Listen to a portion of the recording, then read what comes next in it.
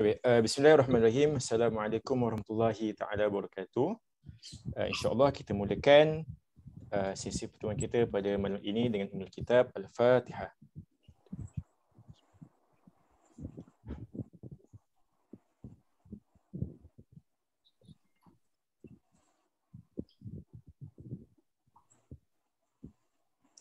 Alhamdulillahirabbil alamin, wassalatu wassalamu ala asyrafil anbiya'i wal mursalin wa ala alihi wa sahbihi ajma'in.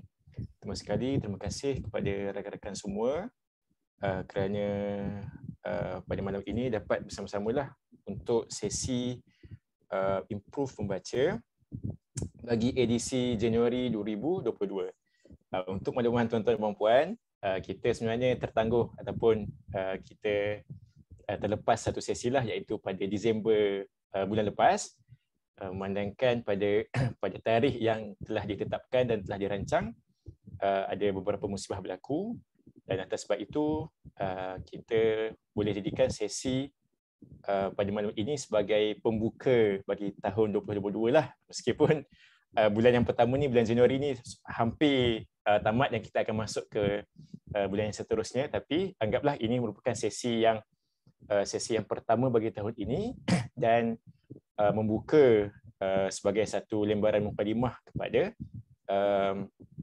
kita punya hobi membaca lah, yang mana hobi membaca ni bukan setakat, sepatutnya tidak sepatutnya menjadi sebagai satu hobi, tetapi menjadi satu tabiat yang antara ciri-ciri orang berjaya iaitu tabiat membaca, because leaders are readers. Jadi penting untuk kita terus menjadikan sesi-sesi seperti ini satu budaya, meskipun apa situasi ataupun kekangan hadirin ke, itu bukan penghalang lah, sebab kita faham ramai je yang ada keinginan nak sertai, tapi bukan semua yang dapat sertai lah.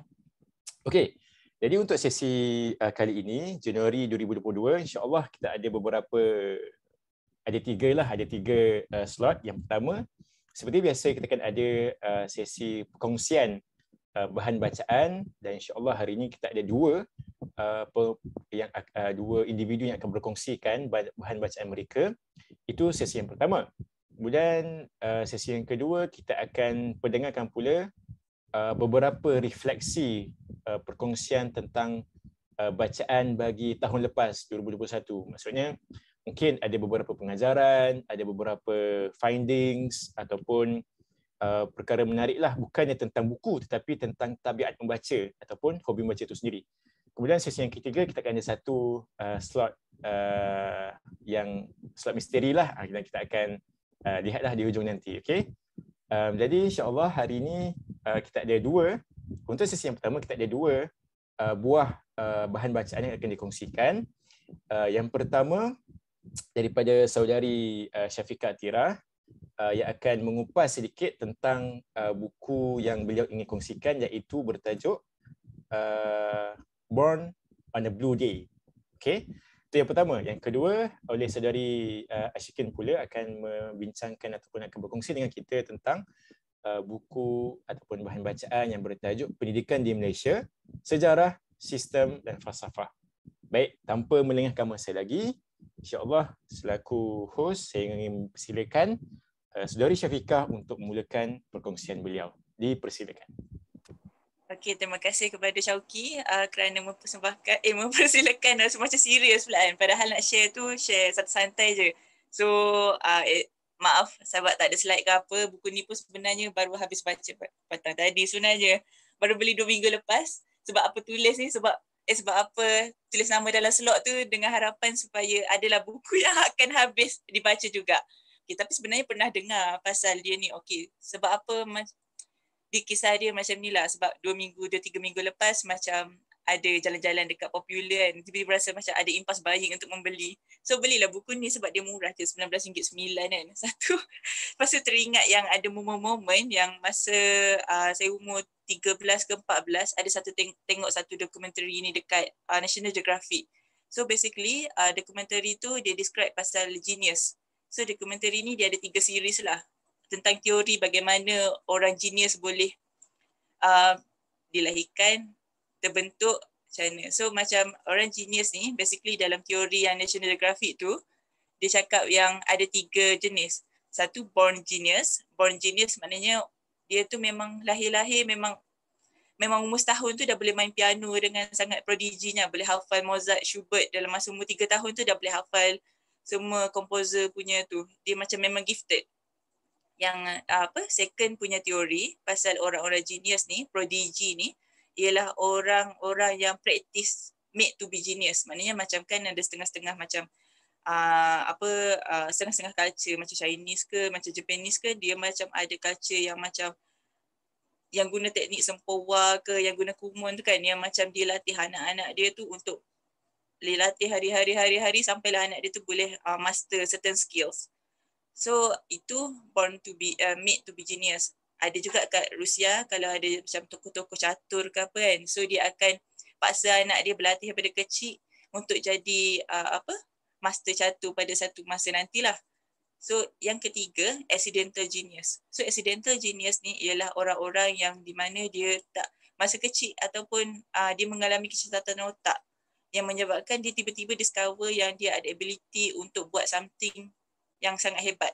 Okay, contohnya ada satu kisah ni yang dia ni orang biasa, dia sangat problematik. Dia ni macam kaki minum, kaki pukul, macam pusher dadah tu apa semua kan. So dia pergi dekat pub satu malam ni. Tiba-tiba ada orang pukul dia daripada belakang kepala dengan kayu baseball ke apa, tak ingat. So macam tiba-tiba dia koma dan dia bangun balik, dia discover yang dia ada ability untuk buat complex math calculation yang sampai orang level PhD pun tak boleh buat. Dia discover dia boleh buat. Macam ada orang dia macam accident, koma, lepas tu dia bangun-bangun, dia discover yang tiba-tiba dia boleh bercakap bahasa lain. Ada orang yang masa kecil dia kena sawan, lepas tu tiba-tiba dia discover yang dia ada ability untuk melukis tanpa pernah pergi ke tempat tu. So macam ada 3 jenis genius kan. So lepas tu berbalik pada cerita yang saya pergi dekat Popular tu, terjumpa buku ni.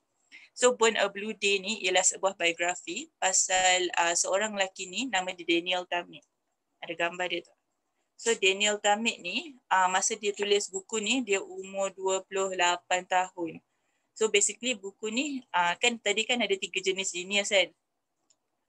Born genius, made to be genius, dan 3 accidental genius. So Daniel Tammet ni ialah kategori yang ketiga. Dia ni accidentally genius. Sebab apa? Sebab masa dia kecil dia kena sawan, dan bila dia kena sawan tu dia discover yang dia masa kecil lagi, lepas dia kena sawan tu dia tahu yang dia tu different than other people, tapi dia tak tahu apa dia, dan dia discover yang dia ada ability untuk macam segala benda dalam hidup dia nampak dalam bentuk numbers lah. Dia ada kemahiran untuk, orang panggil ni sinestetik. Sinestetik ni maknanya kalau macam kita nampak nombor tu sebagai nombor, ataupun kita nampak senses kita ni nampak bau lah, bau wangi ke bau busuk kan, ataupun kita dengar lah. Tapi sinestetik ni maknanya the ability of perceiving things differently. Contohnya macam Daniel Tammet ni, dia nampak nombor tu sebagai bentuk. Dia nampak nombor sebagai bentuk, maknanya dia ada emotional attachment. Bila dia nampak nombor tu, bila dia tahu nombor tu, dia nampak nombor tu sebagai bentuk, atau dia boleh rasa yang contoh nombor 7 ni menggambarkan sesuatu yang sedih, ataupun nombor 13 ni dia nampak sebagai sesuatu yang tinggi. Nombor 3,778 ialah sesuatu yang sangat dalam. Macam tu, dia macam something emotional experience. Dan benda ni bila dia nampak benda-benda ni sebagai nombor ni macam ni, jadi pemikiran tu banyak revolve around nombor lah. So macam dia boleh buat complex math calculations, dia boleh ingat, memory dia sangat hebat lah kalau ingat bab-bab nombor apa semua ni. So kalau macam cikgu kata bagi nombor macam contoh 2,780 darab 3,560, so dia split second dia boleh dah bagi result berapa amount tu lah. So calculation tu, dia the way dia thinks tu lain. So sinestetik ni ada beberapa jenis lah. Ada macam dia boleh nampak nombor dan juga words. Macam kita nampak words. Contoh macam set lah. Tapi dia nampak set tu ada colour. Dia macam cara dia perceive things tu lain, fikiran dia tu lain. Sinestetik pun ada beberapa jenis yang lain. Ada orang tu dia macam, dia boleh rasa muzik dengan lidah dia. So macam contohlah kita dengar music rock, lepas tu rasa dekat lidah ni macam mana music rock tu taste like. Ada orang sinestetik macam tu. Okay. Berbalik pada Daniel Tammet ni, so basically nama dia bukan Daniel Tammet pun, nama dia Daniel Corner kot, tapi dia tukar nama last dia. Okay, so dia ni selain daripada dia ni ada sawan masa kecil, so dia ni discover yang dia ni autistik sebenarnya, tapi dia high functioning punya autistik. Kan kalau orang-orang autistik, dia kan autistik kan banyak spektrum kan. Tapi dia ni bila dia umur 20 lebih baru doktor tu discover yang dia ni ada Asperger syndrome. Asperger syndrome ni basically ialah autism tapi mild punya case punya autism. Maknanya dia still boleh function macam manusia biasa, cuma dia lambat dan dia ni 7 ni maknanya dia ada extreme dia ni extremely genius dekat satu bidang tapi bidang lain dia kurang. Contohnya macam Daniel Tammet ni, dia ni sangatlah talented dalam nombor dan language. Dia boleh master satu language dalam masa seminggu sahaja. Dia dah sekarang masa bertulis buku ni dia dah master 12 language. Dan dia apa dah cakap tadi. Lupa dah. So basically tapi kekurangan dia ialah dia lack of social skill. Jadi buku ni cerita pengalaman-pengalaman dia masa kecil lah. Maknanya macam mana dia masa kecil, dia discover dia ada ability tu, macam mana parents dia punya penerimaan, macam mana dia dengan keluarga dia, macam mana kawan-kawan dia, sebab orang-orang yang macam ni, dating different kan. So macam they are being treated differently lah than others. Jadi masa dia kecil-kecil, masa dia masuk sekolah ke apa semua, jadi dia selalu termenung, dia selalu macam hidup dalam dunia dia sendiri. Dia suka nombor kan. So dia selalu kira dalam kepala dia saja. Dan kalau dia pergi sekolah pun dia tak suka bersosial dengan orang. Dia suka duduk dekat satu tempat, duduk kat pokok. Lepas tu dia duduk kira-kira rumput ke, kira-kira tu dia buat complex calculation dalam kepala dia saja. Sampai satu tahap yang kawan dia semua, kawan-kawan sekolah dia tak nak kawan dengan dia lah. Dan dia rasa sangat lonely sebab kawan-kawan dia, sebab dia ni macam hidup dalam dunia sendiri kan, tak ada orang faham dia. Dan dia pun dia tak ada social skills tu. Dia ni dia masa dia kecil-kecil dia tak pandai bercakap dengan orang, dia tak pandai bergaul dengan orang lah. So basically kawan-kawan dia anggap dia sebagai pelik dan dia sampai kena create one imaginary friend untuk cope with that life lah. So dia, sebab tu kalau orang-orang yang ada kelebihan macam ni, sebab they think differently kan, so they prone to have mental disorder lah, macam depression ke apa ke, sebab dia think differently kan, orang sekeliling tak faham dia, tapi sebenarnya dia gifted in a way. So macam Daniel Tammet ni, dia ada tunjuk lah dalam buku ni cara dia berfikir. So macam tadi saya cakap tadi kan, nombor 1 dia tengok lain, nombor lain. Contoh ni nombor 37. So ni nombor 37 dengan nombor 89. That is how he see numbers lah in his mind. Lepas tu dia pun cara dia berfikir pun dalam pattern. So macam ni lah cara pattern dia, suka prime numbers. Tak faham sangat sebab lupa dah macam mana matematik suat kan.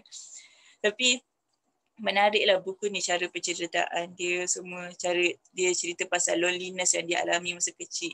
Tapi kagumnya Daniel Tammet ni, dia ni kan masa kecil dia mengalami keadaan yang macam tu, tapi dia macam dia sangat gifted dalam numericals dan sangat socially awkward, tapi as time goes by dia learn to accept yang dia belajarlah untuk socially adaptable dengan orang lain lah.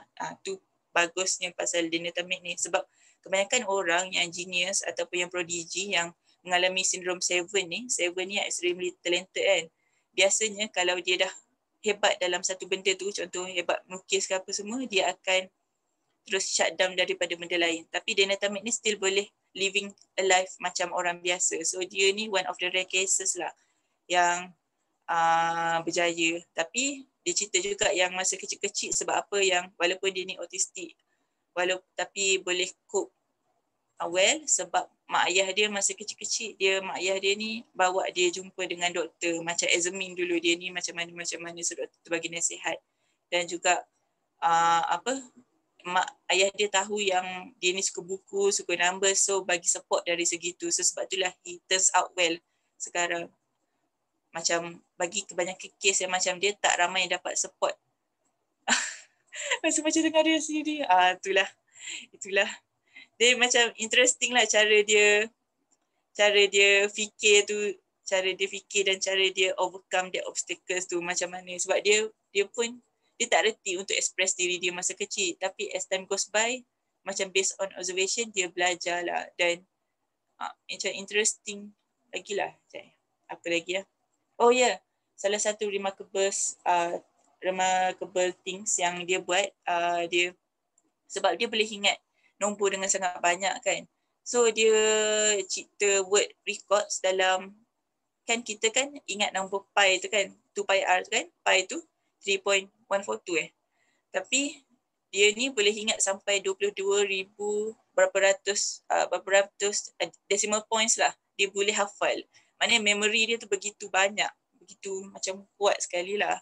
Dan benda tu jadi word of record. Kalau tanya saya, benda yang pagi tadi buat apa tak ingat, tapi dia ni memory dia punyalah tinggi lah. Tapi apa lagi lah. Tapi dia ceritalah juga masa dia kecil-kecil ni dulu macam mana semua. Lepas tu, dia cerita juga yang at one point dia jumpa dengan seorang, kan dulu-dulu Asperger syndrome ni atau autism ni tak begitu dikenali ramai. So macam dia ni lahir tahun 70 something. So dia ni diconsider sebagai seorang yang pelik. Sampailah besar, umur 24 tahun baru doktor diagnose dia sebagai Asperger syndrome ni. Asperger syndrome ni macam Shah Rukh Khan dalam cerita My Name is Khan tu lah. Tapi My Name is Khan tu macam sampai tahap yang sangat dahsyat lah. Macam tak boleh nak interact kan. Tapi dia ni still ada social cues lah. Dia boleh faham. Cuma lambat untuk dia develop benda tu. Dan satu lagi, Daniel Tammet ni, dia cerita jugalah masa kecil-kecil dia struggle lah. Salah satu ciri orang autism atau yang ada Asperger syndrome ni, bila mana dia ada kesusahan untuk buat rutin contoh macam dia tak boleh dengar noise, dia tak boleh dengar bunyi bingit. Contoh kalau dia gosok gigi kan, so dia susah untuk gosok gigi masa kecil sebab dia rasa macam benda tu macam friction kan, so dia macam bunyi tu bising sangat, bingit sangat. So dia tak boleh sebab gosok gigi pun jadi benda yang struggle lah untuk dia. Sampai dia besar baru dia boleh buat benda tu secara rutin. Ataupun shift. Dia kalau shift, benda tu akan ambil masa sampai 2 jam sebab dia tak boleh dengar bunyi shift tu. Dia rasa macam kalau shift tu, dia rasa macam bunyi macam sakitkan telinga dia lah. Dia tak boleh dengar bunyi bingit lah. Itu salah satu sindrom autism atau Asperger ni lah. Okey lah. Sekejap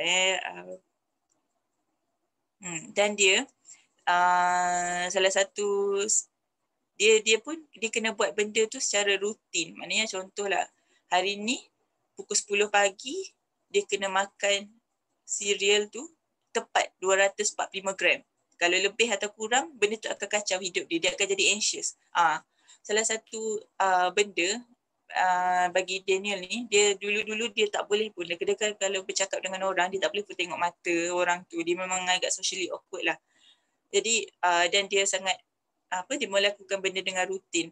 So, kalau macam contoh, dia kalau ada benda tiba-tiba, contohlah kalau dia duduk rumah, tiba-tiba kawan dia cakap, nak datang rumah ni nanti, cepat-cepat prepare barang. Dia tak boleh. Dia akan jadi sangat-sangat anxious sebab benda tu dah kacau rutin dia. Dia dah plan out dah apa yang dia nak buat hari ni apa semua. Jadi kalau macam, sebab dia fikir dalam pattern kan.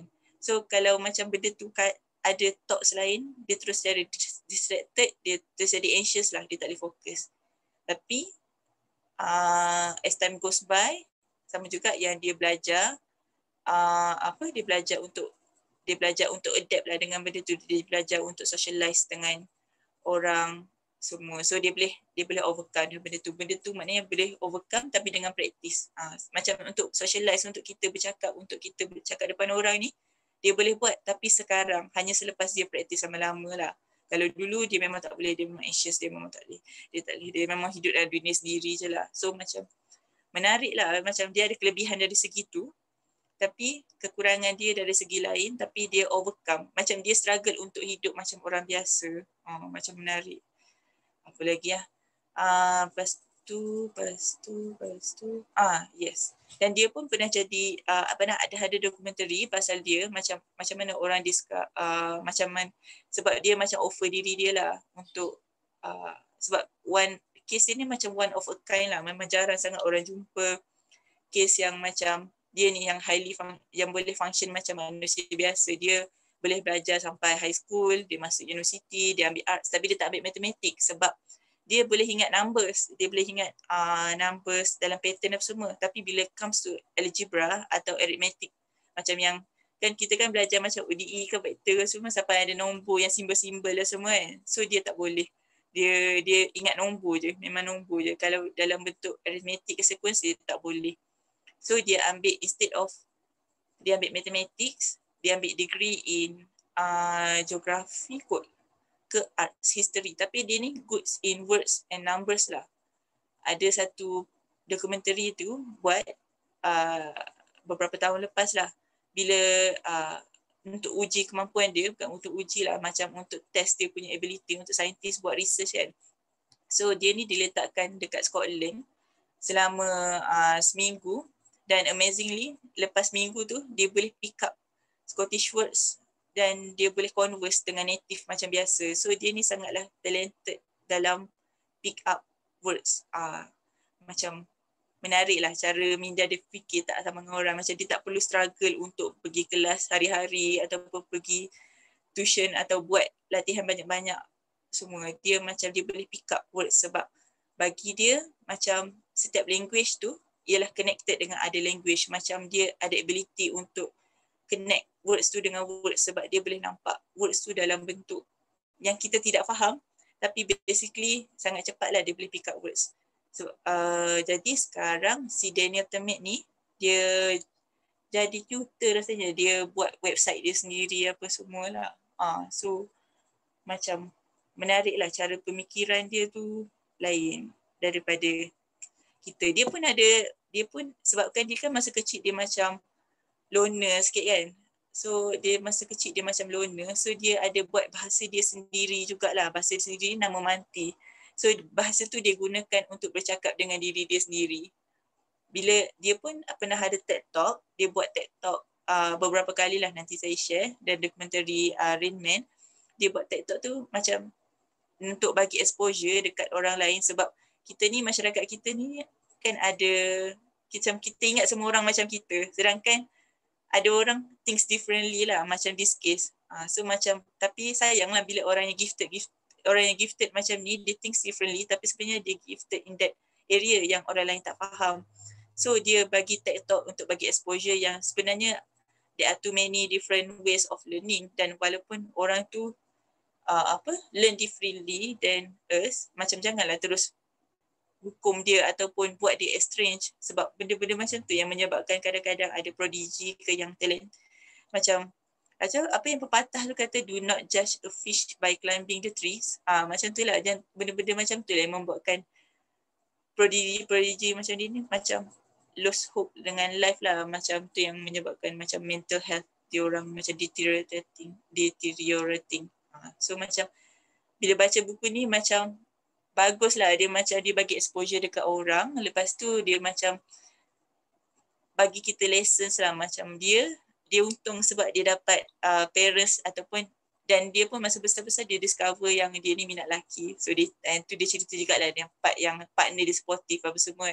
Put that aside, maknanya dia penting lah untuk ada supportive circle. Macam dia discover dia punya talent sebab ada support orang lain. Tapi tak semua orang ada privilege macam tu. So macam benda macam ni macam eye opener lah juga. Rasanya tu je kot. Saya macam tak tahu dah nak cerita apa.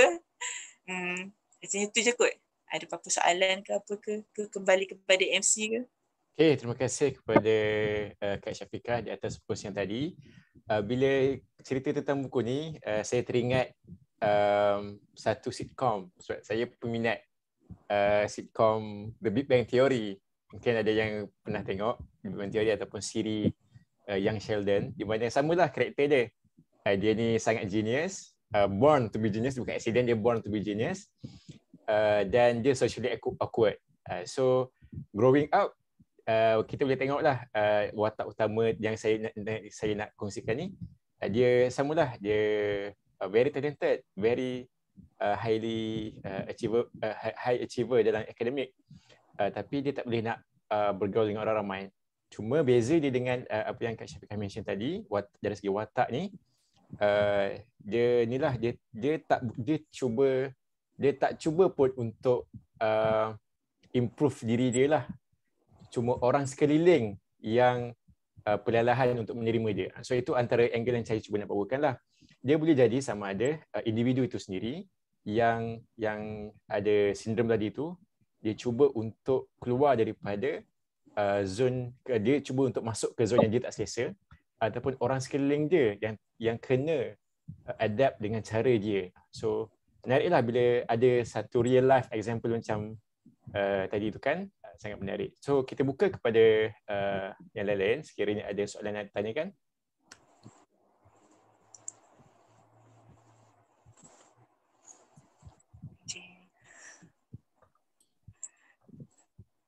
Okay, macam saya ada satu soalan sebenarnya bila disebutkan tadi kan.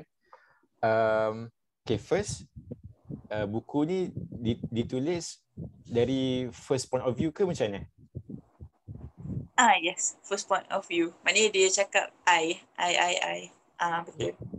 Okay. Second, bila dia diagnose, bukanlah diagnose, tapi bila dia discover diri dia macam tu, ya sebab dia kan agak imaginary, so dia banyak membayangkan dan sebagainya.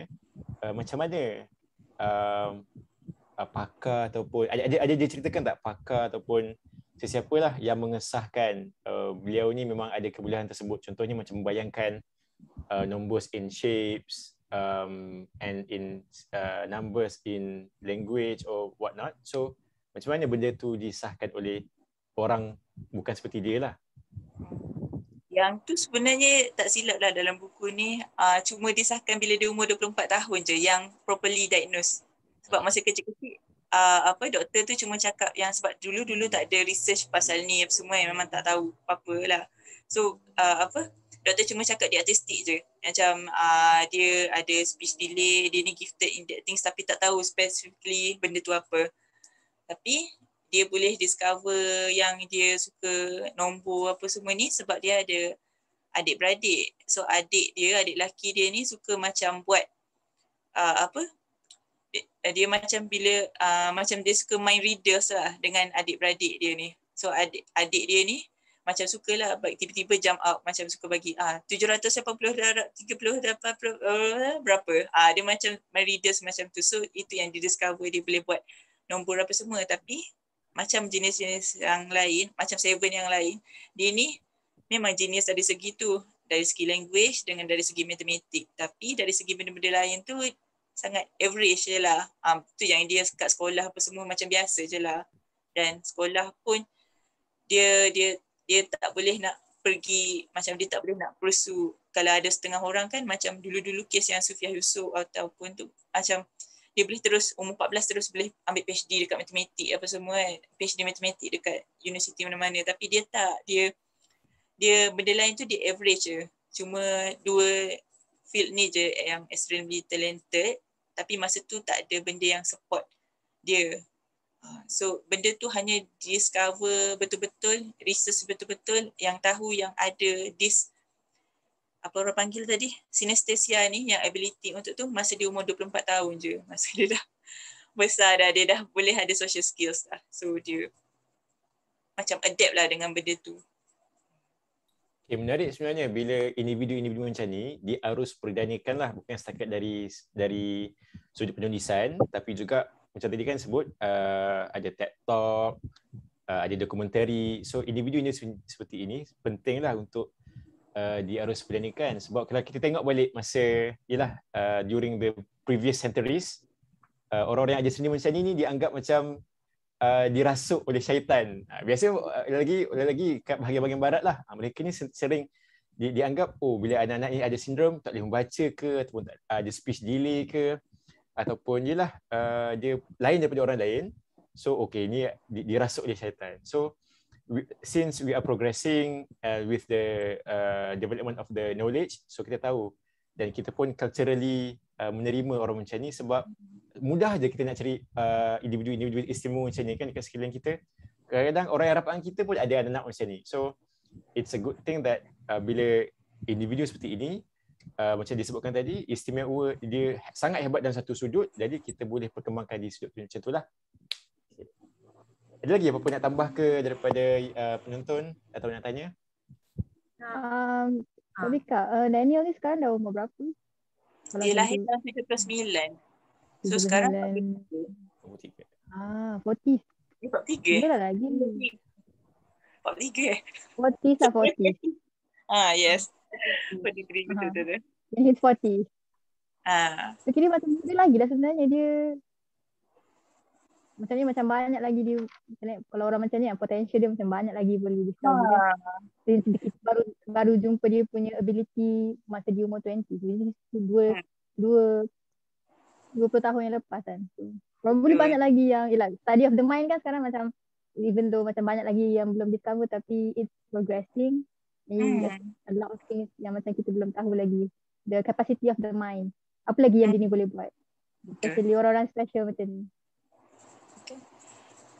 Tak pasti pula sebab tak research pula pasal dia sekarang. Yang tahu dia cuma tulis dalam 11 buku dah kot sekarang tapi tak research particularly into that sebab pun baru habis baca buku ni pagi petang tadi kan. Dan juga tapi dia tak silap sekarang dia jadi macam researcher lah juga. So macam dia researcher dan dia di research dia. Lepas tu ada orang tanya juga dalam buku ni lah macam kan saintis kan dia jadi macam some sort of macam guinea pig. Dia jadi macam some sort of bahan uji kaji sebab dia kan jarang kita boleh jumpa orang-orang macam ni kan. Biasa orang-orang macam ni macam tak dia macam cakap tadi lah macam dia sangat-sangat macam ada anak-anak autism yang sangat-sangat extremely talented susung barang ke ataupun lukis dengan sangat hebat tapi dia tak boleh bercakap, dia tak boleh nak express the emotions. So macam Daniel Tamit ni salah satu yang lelaki. So macam dia jadi bahan research lah orang untuk untuk saintis untuk discover samalah macam cakap tadi macam berapa banyak lagi benda yang human minds can reach. Macam menarik lah. Satu lagi lupa nak cerita tadi yang sinestetik ni ialah condition di mana kalau kita, otak kita ni kan kita ada different parts of brains kan. So ada parts yang apa dah nama tu yang recognize shape sahaja, ada part yang recognize colour sahaja, ada part yang ada ability untuk bercakap sahaja. So macam different parts yang control that kind of things kan. Tapi orang-orang sinestetik ni yang ada biasanya brain injury, so that parts tu dia overlap. Benda tu overlap. Benda tu bertindih. So sebab itulah dia orang ada this kind of ability lah sebenarnya. So sebab itulah kan dulu-dulu kan cakap Malaysia sendiri pun macam yang kita dengar macam orang accident tiba-tiba bangun-bangun dia ni orang Kelantan tiba-tiba cakap bahasa Mandarin. Macam orang ni accident tiba-tiba boleh bercakap bahasa Portugis contohnya padahal dia tak pernah ada proper knowledge atau proper exposure pasal benda bahasa-bahasa tu. Sebab benda-benda macam ni lah sebenarnya. Dulu orang cakap macam kena rasuk jin ke apa semua tapi sebenarnya scientifically sebab this kind of things lah, brain damage ataupun dia memang ada is wired differently lah. Macam tu. Itulah. Nice. Thank you Kak. Okay. Kak Inan tadi ada nak tanya ke? Unmute tadi. Kan nak tanya lah. Share sikit je lah sebab pernah baca status 2 orang kawan yang kat Facebook bercerita bila dah dewasa baru discover, even dah grad pun discover dia orang ada yang satu yang Asperger syndrome, satu yang autism lah. Kan kita kalau sekolah dulu kita pernah jumpa kawan-kawan yang pelik-pelik kan. So dia orang alami benda macam tu. Even saya kawan yang tu even pernah kerja dalam event lah dengan dia. Kita pun ada rasa dia pelik lah.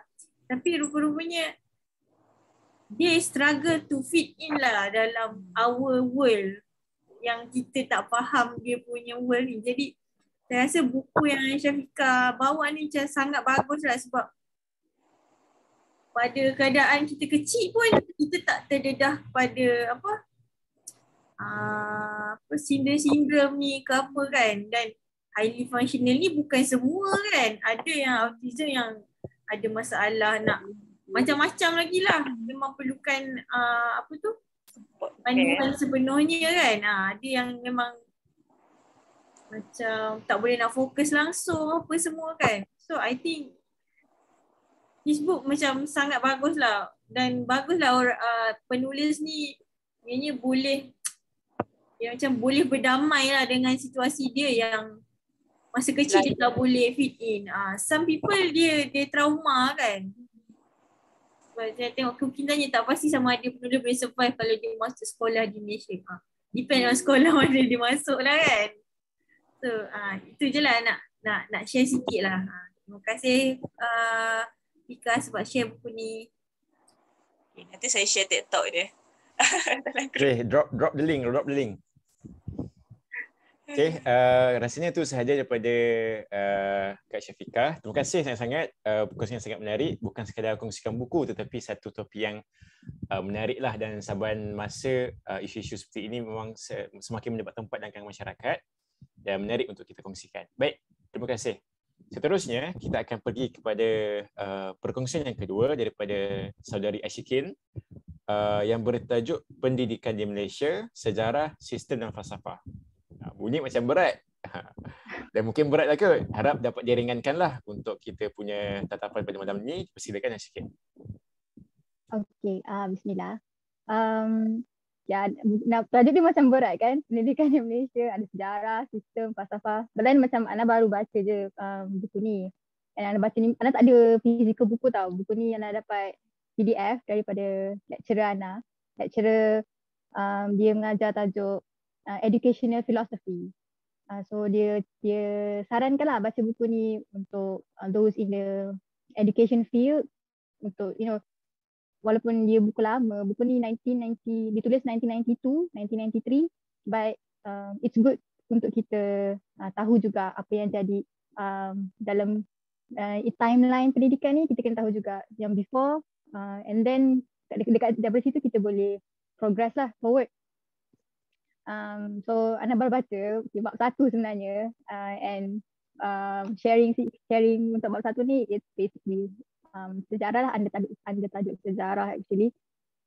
So this book is written by Sufyan Hussein, and dalam buku ni ada 14 bab. Dia pecahkan, ada 3 macam tema utama lah. Dalam 14 bab ni dia pecahkan perbincangan utama ialah perkembangan dasar and falsafah pendidikan. And then the second discussion is about system, organization, and also peringkat pendidikan formal. And then the third one would be aliran perkembangan dalam pendidikan formal and non-formal. So dan untuk bab pertama ni dia cerita sikit, kita akan baca sejarah lah. So nak share sikit lah, mungkin maybe refresh. Kita belajar ni dalam sejarah sebenarnya dekat sekolah, but then maybe a bit of refresh. So pendidikan dekat Tanah Melayu ni start in the 1400s, dibawa masuk oleh orang Arab, pedagang-pedagang Arab, dan juga pedagang daripada India, and they are Muslims. So mereka bawa masuk pendidikan ke Tanah Melayu through sekolah-sekolah pondok. So sekolah-sekolah pondok ni dekat negeri-negeri kat Tanah Melayu ni, for example kat Perlis, Kedah, Melaka, Terengganu, Kelantan. And sebab dia bukan Tanah Melayu je masa tu, so it extends to now that we call Brunei lah. So dia besar lah kat situ. And then pengajian-pengajian agama ni diorang buat waktu malam, yang dihadiri oleh imam. So imam, and then men and women also, diorang belajar dekat surau sebab tak ada sekolah proper kan, so buat surau. And then also kita juga dah tahu pendidikan ni diperluas, contoh kalau in terms of macam pendidikan agama Islam, ataupun apa nama dia, ajaran agama Islam ni through perluasan kuasa, empire. So, Kerajaan Melayu Melaka, Riau, Brunei. So through jajahan lah. And then moving forward to the 1800s sampai 1956, kita diperkenalkan pendidikan di bawah zaman pemerintahan Inggeris. So bawah zaman pemerintahan Inggeris ni, kita dapat lihat the main pecahan pendidikan ni through vernacular system. So ada 5 jenis sekolah-sekolah yang kita dapat nampak ialah sekolah vernacular Melayu, sekolah vernacular Cina, Tamil, sekolah Inggeris, and then sekolah macam sekolah pondok lah, madrasah. Sekolah Arab. Yes. Madrasah. And then so kita dapat tengok kat situ macam mana 5 sekolah vernacular ni ditubuhkan. Dia related to ada 4 faktor, which is politik, ekonomi, sosio budaya and also agama. So if we look dari segi politik, so disebabkan Inggeris campur tangan dalam pentadbiran dekat tanah Melayu masa tu, so diorang bina sekolah-sekolah.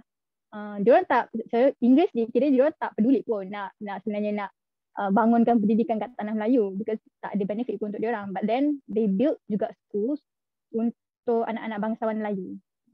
And also dan sekolah-sekolah ni ada, so different school ni different curriculums, different system. So that is how political factor menyebabkan tutupunya sekolah. And then also economy, because at the time diorang orang Inggeris bawa masuk the Chinese and the Indian untuk kerja dekat Lombung Bukit Timah, and also bekerja dekat ladang kopi, ladang gambir dan ladang getah. So kat situ orang Inggeris diorang beri kelonggaran pada orang Cina untuk bina sendiri sekolah vernacular Cina. And then untuk orang-orang Tamil yang bekerja dekat ladang. And then also diorang bina free schools.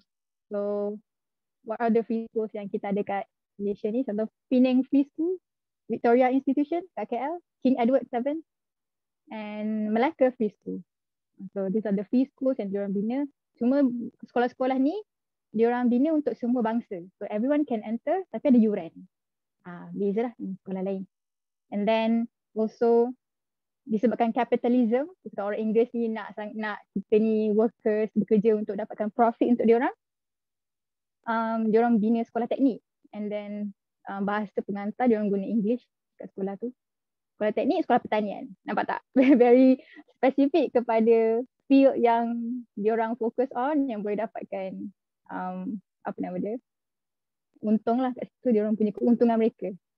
And then next kita tengok sosio budaya. So contoh kenapa sekolah vernacular Melayu ni untuk orang Melayu yang diorang nak orang Melayu ni kekal dekat kampung-kampung, jadi nelayan, jadi petani.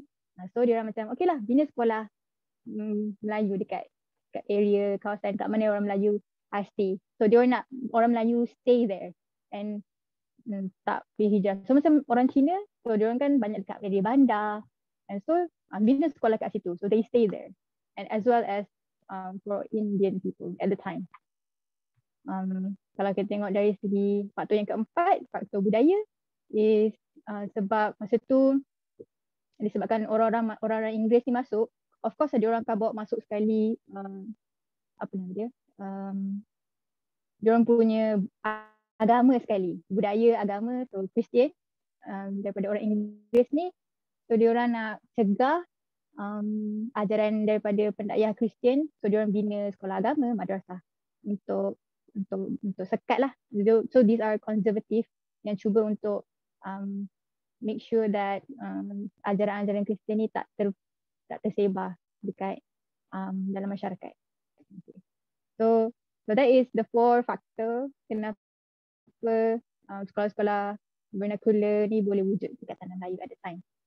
Okay, so Ana stop dekat situ because later dia akan jadi macam kelas sejarah. But anyway, buku ni Ana the first read for the year actually. So Ana tak banyak baca sangat. So buku ni first yang baca. So I macam interested nak habiskan lah sebab it's actually menarik. And it's good for me to know as well. As someone dekat dalam learning in the education field. And then kalau kita tengok sejarah macam kita learn about that. But then now is the 21st century, right? So kita dah ada banyak progress daripada situ. And since, for example, the nearest event, which is COVID, has changed the education system, cara kita pandang education, digital education sekarang sangat berubah. So kita kena melihat how are we progressing from here and then looking in the future. And so lecturer Ana, Dr. Doria, dia sebutlah pasal another book yang dia tertarik untuk dibaca nowadays is a book called Pentafsiran Baharu Falsafah Pendidikan Kebangsaan dan Pelaksanaannya Pasca 2020. So this book is written by Tan Sri Datuk Zulkifli Abdul Razak. So Tan Sri Zulkifli ni now is director of IIUM since 2018. So this person is a very well-known person in the education field. And apa nama dia? Dia ada buat satu dialog, boleh tengok kat YouTube, dialog sejahtera, falsafah pendidikan kebangsaan, kerangka yang terabai. So why do we say kerangka yang terabai? Because falsafah pendidikan kebangsaan ni dia apa nama dia? So it starts from falsafah pendidikan negara written in 1988. And then dia change to falsafah pendidikan kebangsaan in 1996. We born year. And so dia tak banyak berubah pun sebenarnya daripada FPK ke FPN. FPN ke FPK. So dalam falsafah pendidikan kebangsaan dia ada, I would say, Dr. Tan Sri Zulkifli dia pecahkan kepada 5 point. So pendidikan di Malaysia ni ialah usaha berterusan, menyeluruh dan bersepadu. It's supposed to be it's supposed to encompass lifelong learning. It should be holistic and integrated. And also pendidikan kat Malaysia ni sepatutnya produce insan yang seimbang dan harmonis based on Jerry. So Jerry is jasmani, emosi, R is rohani, and I is intellect. So ni macam 4 apa nama dia kita panggil penanda aras lah untuk kita check if a person ataupun insan yang diproduce melalui pendidikan Malaysia ni seimbang dan harmonis. And juga kita based on main kita based on kepercayaan kepada kepatuhan kepada Tuhan. So that kita boleh produce rakyat Malaysia yang sejahtera dirinya dan boleh memberi sumbangan kepada negara. So that is falsafah pendidikan kebangsaan. Until lah kita guna the same one. Kita tak ubah lah sekarang. So menarik untuk tengok balik adakah so Tan Sri Zulkifli ni dia membahaskan macam mana falsafah pendidikan kebangsaan ni dia it's nice on the paper, it's written neatly and everyone can get where are we heading to melalui pendidikan kat Malaysia. But sekarang kalau tengok reality, is it following that falsafah pendidikan kebangsaan or is it kita dah lari daripada falsafah yang kita tulis? So you can now sekarang anda tengah watching, dia ada a few series, mana still watching the first series, and I think it's interesting untuk follow up lah dengan buku dia yang terbaru. Series apa Sorry? Series apa tu? Dialog Sejahtera by Dialektika TV. Dia under UIAM. So I think that's all from me. Thank you. Okey, terima kasih Ashikin. Perkongsian daripada berkisahkan tentang pendidikan di Malaysia, sejarah, sistem dan falsafah. Ashikin tadi dia dah bawa kita imbas semulalah sedikit macam mana menerusi peredaran zaman, maka bentuk acuan falsafah dan juga kaedah penyampaian pendidikan tu beransur-ansur berubahlah mengikut keadaan. Dan kalau kita nak sembang khusus berkenaan tajuk ni, dia boleh jadi satu webinar seminggu sebenarnya. Dia agak luas dan agak kritikal untuk diulas lah.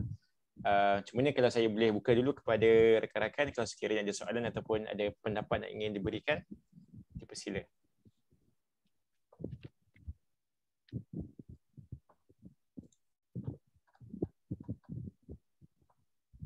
Okey, ada soalan daripada saudara Luqman.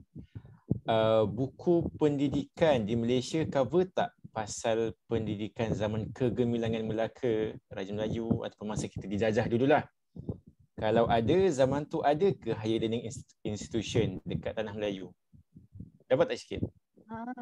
Okay, I get it. Maksudnya ada tak macam further details pasal pendidikan masa zaman at the time Sultanat Melayu Melaka ke, at the time Kerajaan Melayu Melaka.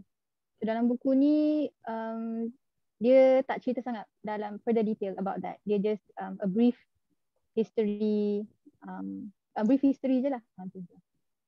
I think dia lebih kepada tajuk-tajuk seterusnya, yang bab-bab seterusnya yang macam agak panjang sikit.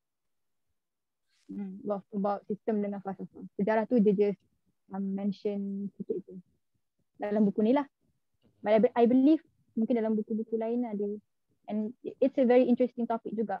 Kita nak tahu juga sebab dia kegemilangan Melayu Melaka kan. So we want to see the education pada zaman tu, how betapa luasnya dia cover.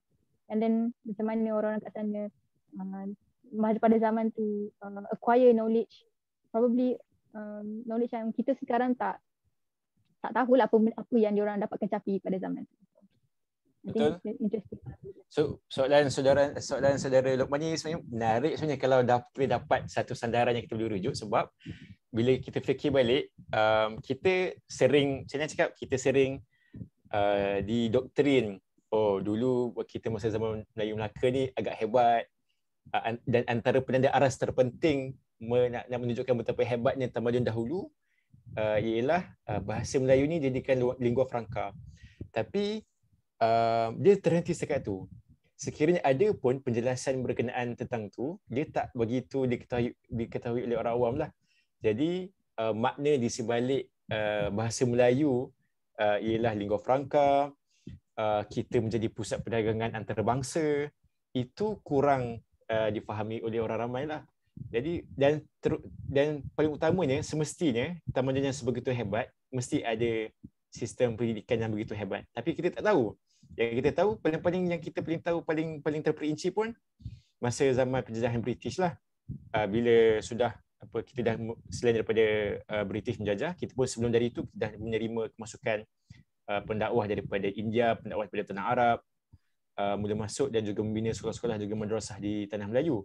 Tapi semasa zaman pra-Portugis punya occupation tu, kita tak ada maklumat yang bagus. Jadi we are wondering, adakah waktu itu bagaimana corak pendidikannya? Adakah dari segi anak-anaknya sudah didedahkan dengan ilmu-ilmu ilmu-ilmu lautan, sebab ialah Melaka ni kan negeri maritim, ataupun dari segi geografinya macam mana, sebab kita ni menjelajah ke tempat-tempat lain, tak cukup di darat, kita juga melajah di lautan. So macam tu agak menarik lah untuk dikupaskan kalau kita ada maklumat. Terima kasih.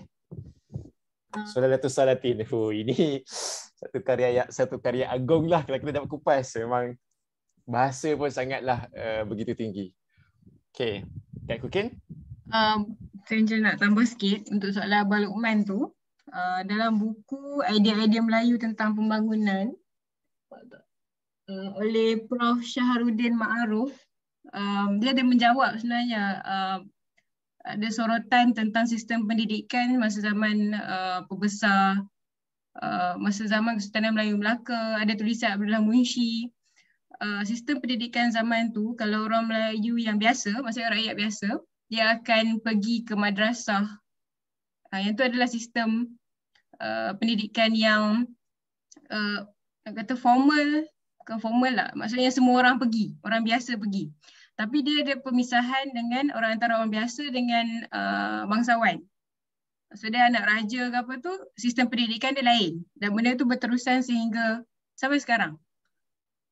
Dan benda tu ada kesan lah sebenarnya sebab kita end up kita ada pemerintah yang tidak faham nature dan keperluan dan juga cara fikir rakyat biasa yang duduk dalam sistem pendidikan biasa ni. Jadi buku ni sangat menarik lah. Nanti saya share yang masa yang 5 minit tu. Okay, cantik. Okay, boleh.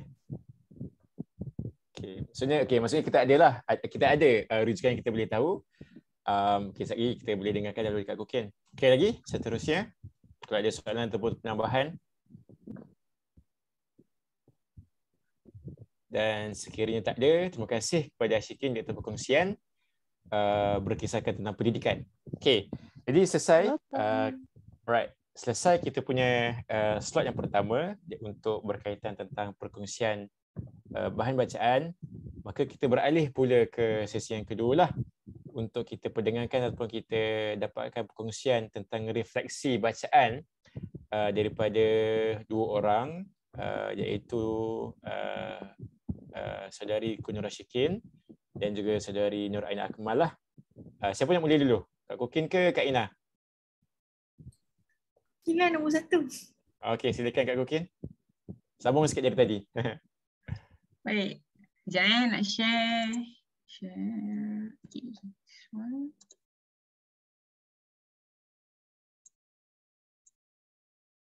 Baik. Senang sikit nak tunjuk. Okey, untuk tahun lepas, nasib baik record dekat Goodreads. Kalau tak ingat. Katakan dalam ni buku yang saya habiskan kira kulit ke kulit lah. Mungkin ada yang pasal food security tu skip lah. Dalam semua buku yang berjaya dihabiskan tahun lepas, yang paling memorable sebenarnya yang idea-idea Melayu tentang pembangunan. Yang tu saya baca paling awal, bulan Januari.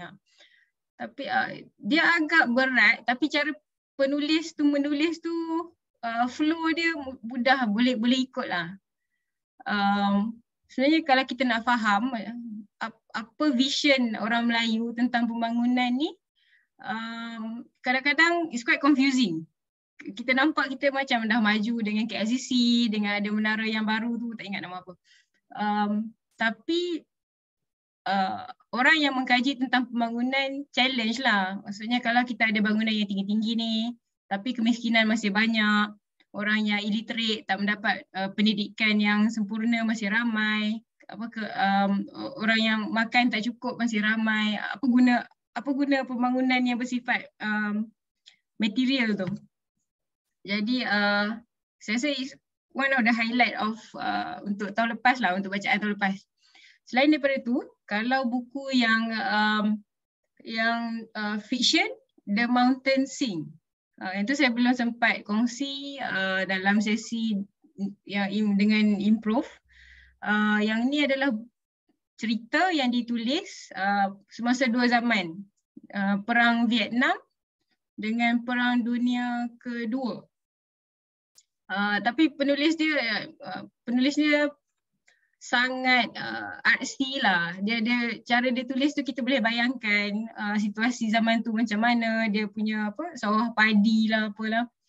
Dan it's quite emotional. Tapi disebabkan kalau orang yang suka baca fiction, saya pasti dia ada satu bacaan yang enjoyable lah. Selain daripada tu, kalau nak suggest buku Fatimah Busu, first time baca tahun lepas,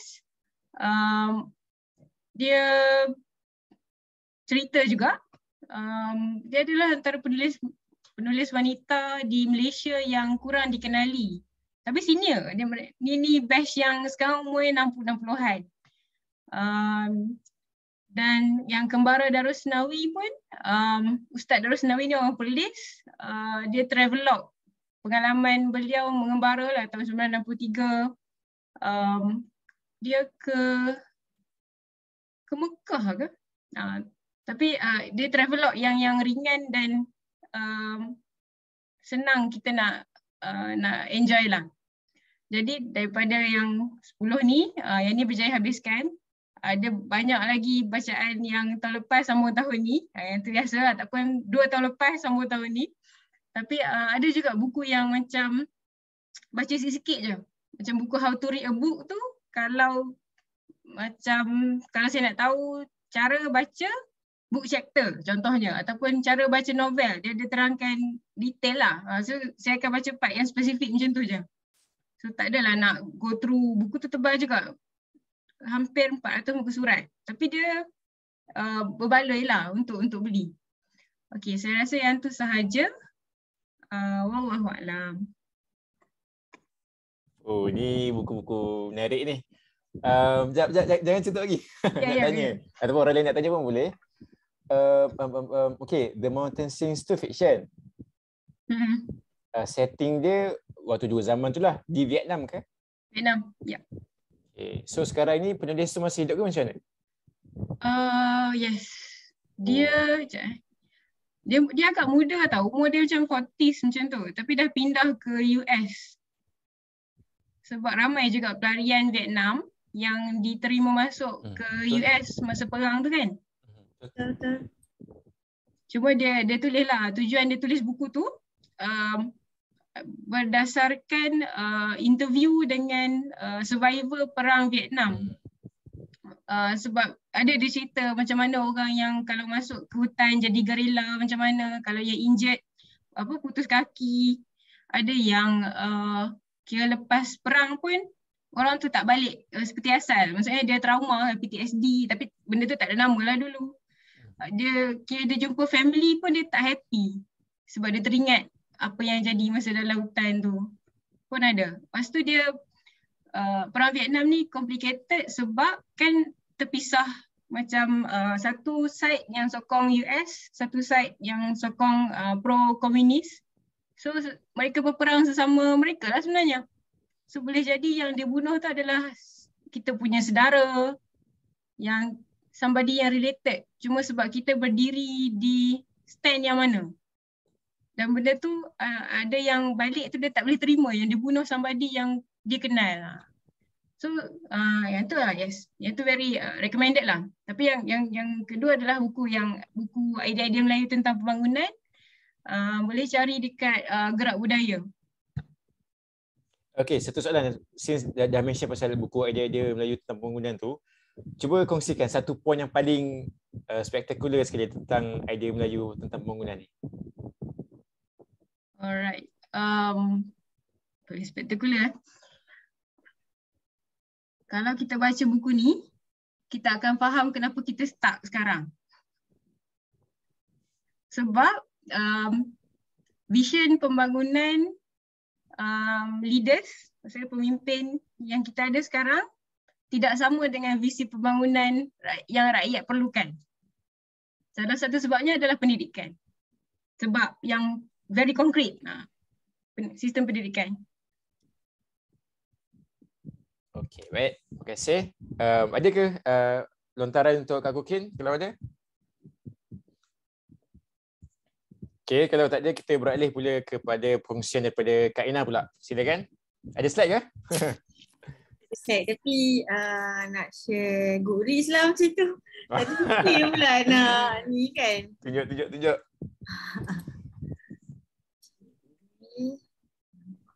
Wow.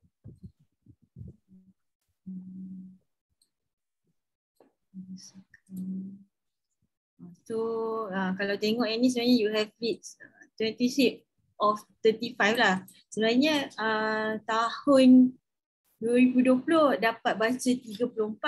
Jadi tambah satu je lah untuk 2021. Saya tahun 2016 kot paling banyak 40. Lepas tu semua menurun kan. So kita cari yang yang possible lah untuk capai. Kalau ikutkan bacaan ni bukanlah kita kejar nombor sangat pun kan, tapi dan kita tak bertanding dengan siapa-siapa lah. Cumanya bagi akak, bagi saya meletakkan sasaran ni sebenarnya bantu untuk push diri sendirilah. Lagipun yelah buku beli tapi contohlah kan, sebulan beli 3 tapi baca 2. So dia baki satu tu akan terkumpul-kumpul lah kan. Tak naklah bagi ke anak cucu dalam keadaan di sini tak sempat baca juga. Lepas tu okay. Sebelum cakap pasal buku tu sebenarnya satu lagi membaca ni pun macam escapism lah untuk diri sendiri juga. Kalau kita macam stres ke apa ke kan, membaca memang escapism, terutamanya baca buku fiction. Dia macam kita lari daripada dunia yang kita ni masuk ke dunia orang lain kan. Lepas tu selain baca untuk diri sendiri, sebenarnya kalau dulu kita fikir kita je, tapi sebenarnya bila dah ada anak, kita kena fikir untuk tanamkan minat yang sama dengan dia lah. So slowly tengah build ni kan untuk membaca. Lepas tu okay, kalau tengok kat sini lah, buku-buku ni memang macam-macam. Cuba zoom sikit Kak. Macam mana zoom lah? Oh, Control lepas tu scroll. Okay. So kita start dengan Theodore Boone, John Grisham. So sebenarnya The Accused, kalau John Grisham kan dia banyak, dia dah series kan, tapi yang Theodore Boone ni dia macam 7 siri kot dalam tu pasal budak yang sama. Dan sasaran pembaca dia sebenarnya pembaca remaja. Boleh bila dibandingkan cara dia tulis dengan buku-buku lain yang dia pernah tulis, dia bukan untuk betul-betul adult lah. Even tulisan dia pun besar-besar, lepas tu dia punya spacing pun besar. Jadi kita boleh tahu yang sasaran cerita dia memang untuk pembaca remaja lah. So saya rasa sebelum tu dah ada, ni yang keempat kot daripada yang dia ketujuh. Fiction ada apa 1, 2, 3, 4. 1, 2, 3, 4, 5, 6, 7, 8, 9, 10. 10 daripada 26 lah. Ni speed reading ni kira self-help lah. Self-help 1. Self-help 2, 3, 4, 5, 6, 7, 8, 9. Oh banyak juga self-help. Self-help. Lepas tu banyak parenting. And then ni apa memoir lah kot.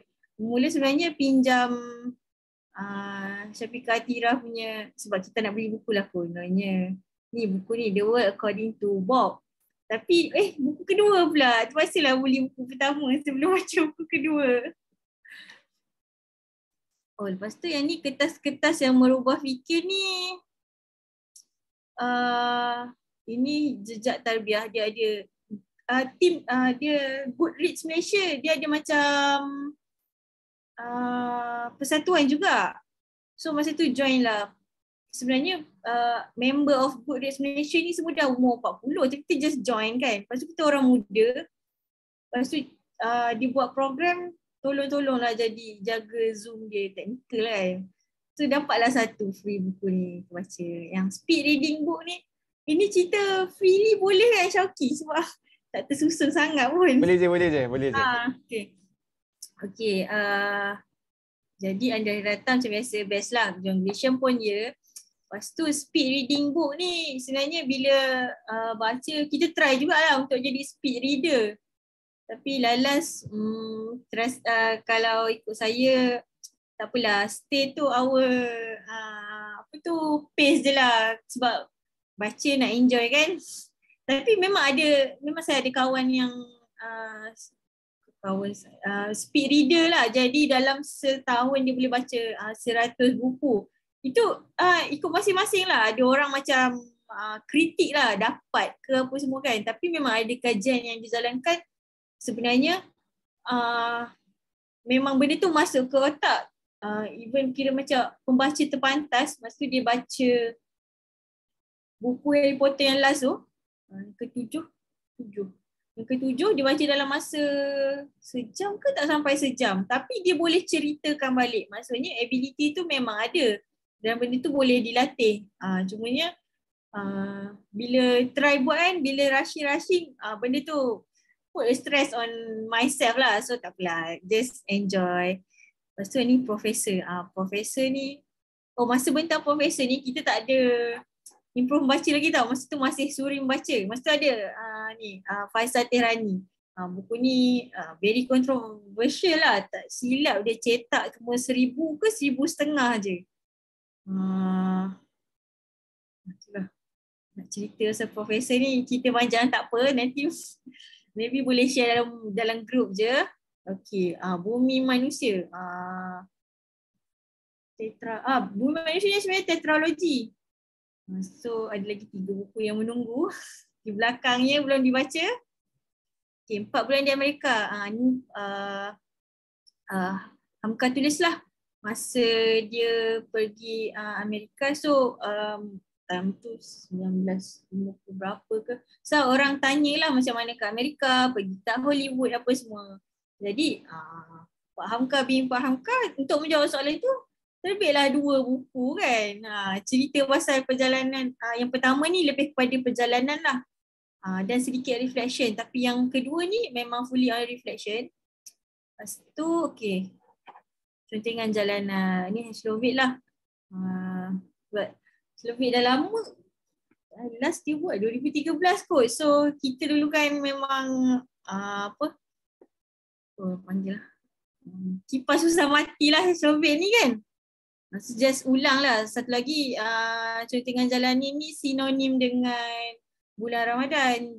Kita just nak dapat feeling balik lah. Tapi yelah buku yang kita baca masa kita umur 18, 19 takkan sama lah pandangan kita bila kita dah umur 29 masa tu. So Street Cat Named Bob ni pun buku yang best lah. Dia cerita pasal hubungan dia dengan kucing selama 14 tahun. Bob pun dah tak ada sekarang. Follow the Flow, Aiman Azlan. Maksudnya ada yang cakap pernah baca buku ni, tak sure siapa. Tapi ni lebih kepada macam untuk maybe isu kerjaya ataupun yang rasa kerjaya dia tak best ke, ataupun ni untuk dia bertahan. Kiranya macam ia buku sihat yang bagus untuk orang Malaysia. Sebab kadang-kadang bila kita baca buku self-help dari luar negara, there's something we cannot relate. Tapi bila biasanya penulis tu dari Malaysia, even though dia tulis dalam bahasa Inggeris, kita punya ni lebih kita boleh relate lebih baik lah. Dan sesuai lah untuk yang macam tengah rasa macam okay, kerjaya dia tak best, ataupun dia rasa ketinggalan daripada kawan-kawan lain ke benda-benda on terms of pelajaran atau pekerjaan, then this is a very good book lah. Kiranya macam dia comfortkan kita dan sama dia bagi kita jalan jugalah. So ni Jalan Terus, Normaliza Mahadi ni bukunya ada orang bagilah. Ni dia panggil kaunselor perkahwinan. So macam kalau nak follow Facebook tu pun boleh lah Puan Normaliza ni, sebab dia dah banyak sangat deal dengan kes-kes melibatkan perkahwinan. So dia tulis lah. Sebab orang kalau ni kan dia terima dengar kan. So rasanya macam she need to macam dia kena luahkan lah juga kan. So dia kata dah banyak dah pasangan yang datang macam ni tapi tak buat pun. So dia tulis sebenarnya kena buat macam ni. Nampak macam dia pelekehkan tapi dia duduk dalam tu dah lama. So dia kata kalau tak buat tak jadi apalah macam tu. Lepas tu ni Seteguh Gunung Fuji Berdiri. Ini Ustaz apa nama Ustaz ni? Riri kot. Kak Ustaz Hariri. Ustaz tiga beradik yang apa Hal Ehwal Islam punya forum perdana tu kan. Ni perjalanan dia ke Jepun lah. Bila baca ni boleh rasa macam ni dia sebab dia ada ambil contoh Hamka dalam penulisan dia. So dia tulis lebih kurang macam tu. Dia akan cerita dulu apa yang dia nampak dekat Jepun, then dia reflection ni lah, reflection ke Malaysia. Macam salah satu yang paling ingat dekat Jepun ni dia cerita banyak agama ciptaan ciptaan sendiri. Jadi dia cerita balik yang kat Malaysia macam mana apa semualah, dan lain-lain punya macam budaya. So far yang ni okey lah, simple je. Yang Hamka ni dia best, tapi yang kedua ni lebih mendalam. Seorang tua di kaki gunung ni ada present hari tu kat Improve Membaca, Azizi Haji Abdullah. Penulis ni dah meninggal lah. Rasanya kalau dia hidup dia mungkin boleh tercalon juga lah dalam sastrawan negara kot, sebab karya dia macam banyak dan setanding dengan sastrawan lain lah. Hanya Ernest Hemingway, Winner Take Nothing. Actually sebenarnya sepatutnya ada projek menterjemahkan buku ni, tapi tak tahulah dijedahkan atau dihentikan selamanya oleh penerbit. So tak apa, tapi okey je lah baca. Cumanya susah sikit lah buku-buku tulis orang-orang yang veteran perang ni. Bagi saya agak complicated sikit lah pandangan dia kot. Even Lord of the Ring pun ditulis-tulis orang tu bekas orang yang terlibat dalam perang kan. Bila pernah cuba baca Lord of the Ring tu memang give up lah sebenarnya. So pandangan beza. Lepas tu saya ada baca 4 buku parenting. Repeat balik digital minimalism sebab kita suka sangat tengok telefon. Lepas tu deep work, ni pun how to break up with your phone. Benda-benda ni sebenarnya untuk peringatan diri balik lah. Yang ni buku Nadia Nuri, Anak Melayu di Palestin. Certain buku kalau dia penerbit tak masukkan dalam Goodreads, dia akan jadi macam ni je lah, tak keluar detail full. So saya dapati ada buku yang kita memang tak boleh baca terus habis. Macam Kukin cakap how to read a book kan. Buku tu memang bagi saya tak macam mustahil lah kita nak habiskan. Dan bagi saya benda lain adalah certain buku parenting juga. Macam saya rasa buku parenting yang saya tengah baca mungkin dalam 3 atau 4. Tapi sentiasa berhenti satu bab. Yang ni Strong Mother, Strong Son ni baru start. Lepas tu ada How to Talk So Your Kid Will Listen. Benda-benda ni semua dah start tahun lepas, tapi yelah tak habis lagi kan. Yang saya boleh share ialah certain buku parenting ni yang best yang saya boleh buat ialah baca satu bab dan cuba apply dulu. Bila rasa macam dah nak kata berjaya, taklah budak kan. Tapi kita tambah lagi satu bab baru dan certain buku yang self-help macam tu better self-help better kita buat macam tu lah. Dan yang lain mungkin just nak make sure share review buku je lah, dah baca untuk share. Sebab tak rasa apa-apa pun bila buat review, tapi pernah ada orang PM dia cakap review ni buat dia macam rasa nak beli buku lah. Kita bukanlah bookfluencer atau bookstagram yang tu kan, tapi punya at least kita punya kita punya apa yang kita buat ni sedikit sebanyak ada hidupkan minat membaca ke orang lain lah. Lepas tu sasaran untuk tahun ni saya tak ingat juga sasaran berapa tadi. Boleh. Rasanya sasaran yang sama kot sebab tak sampai lagi. Saya tengok current ni. 35 juga sasaran. So kita tengok pula ni. Career reading macam mana? Ni.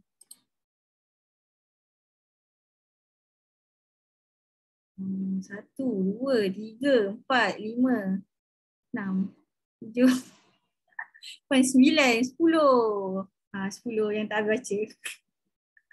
So sasaran saya ialah nak habiskan buku-buku ni. Dan itulah 35 buku tu. Dan macam yang Syarki cakap, buku yang tak beli, tak baca-baca lagi tu. Itulah reflection. So baca untuk enjoy lah sebenarnya. Okay, terima kasih Kak Ina. Tadi tertarik dengan satu point tadi bila sebut pasal buku apa tadi tak ingat.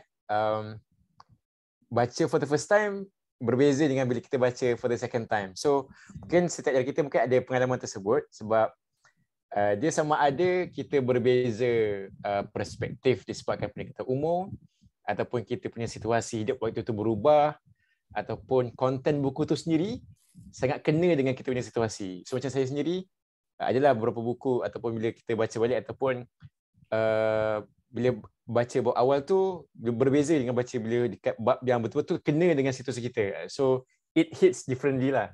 So sangat menarik kalau kita boleh jumpa macam tu. Dan saya boleh kongsikan sikit reflection tentang bacaan untuk tahun lepas. Bukan nak share buku lah, cuma tentang tabiat membaca. Sebab tadi bila tengah prepare nak mulakan slotnya tadi, terfikirlah ada 3 point tentang what do I reflect myself tentang tabiat membaca pada tahun lepas lah. Sebab sebenarnya selain daripada membaca buku fizikal atau buku digital, untuk membina tabiat membaca tu tak terhad sekadar kita memiliki ataupun kita connect dengan bahan bacaan. Tetapi ada alternatif lain lah. Okay, sebagai contoh, yang pertama, kita baca review orang terhadap buku tersebut. Sebab perkaranya sangat penting bila kita, kalau kita sendiri kan, kadang-kadang kalau kita nak beli satu buku, macam saya sendiri kalau nak beli satu buku, antara faktor untuk menentukan sama ada saya akan beli atau tidak, tengok rating. Sedangkan benda tu bukanlah satu indikator yang bagus, cuma dia akan mempengaruhi. Kadang sama ada kita tengok rating, kita baca review orang, sebab kita tahu bila lagi-lagi buku-buku yang popular ni ada berpuluh ribu reviewers. So buku tu sendiri ialah idea oleh seorang manusia. Tapi review orang tu sendiri, review pembaca, beribu-ribu macam orang ada pandangan yang berbeza lah tentang penulisan tersebut. Sebab tu kita boleh nampak kadang even buku yang very good, high rating, contoh macam 4.2 above, ada juga orang yang rating rendah 1 ke 2 bintang. Sebab dia ada perspektif yang berbeza. Jadi kalau sekiranya kita sekalipun kita tak sempat membaca satu buku yang beratus-ratus muka surat, kalau kita nak kononnya speed reading lah, kita boleh baca review orang. So dari situ kita bukan sekadar membaca idea yang terkandung dalam buku tersebut, tapi juga kita membaca apa pandangan orang lain dah terhadap buku tu. Yang pertama. Yang kedua ialah macam saya subscribe a weekly newsletter daripada ada seorang Twitter influencer ni, nama dia Alex and Books. Alex and Books, yang mana dia setiap minggu dia akan bagi beberapa ringkasan tentang bahan bacaan yang dia baca, ringkasan dan juga praktikal, macam praktikal punya outcome lah, ataupun praktikal punya takeaway yang boleh dilakukan oleh subscribers dia.